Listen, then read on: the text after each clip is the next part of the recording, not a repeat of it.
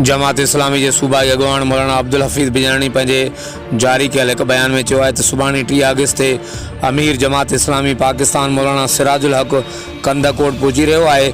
मौलाना सिराजुल हक सुभाणे कंदाकोट पहुची ज़िले कश्मीर कंदाकोट में वधंदड़ बदअमनी ख़िलाफ़ अमन मार्च में शिरकत करे एक वॾे अवामी मेड़ के खिताब कंदो। जमात इस्लामी अगवान मौलाना अब्दुल हफीज़ बिजानी पारां ज़िले कश्मीर कंदाकोट ऐं भरपासे जी अवाम के अमन मार्च में भरपूर शिरकत करण की अपील कई वही है। मौलाना अब्दुल हफीज़ बिजानी जो वधीक छा चवण आहे अचो त ॿुधूं था। बिस्मिल्लाहिर्रहमानिर्रहीम।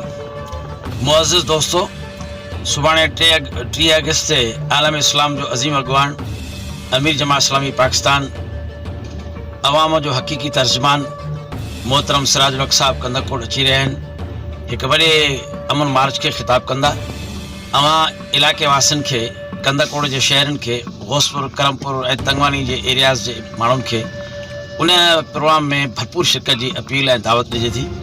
उमेद भरपूर शिरकत करे अमन की बहाली के लिए अहम रोल अदा कंदा। महिरबानी, शुक्रिया।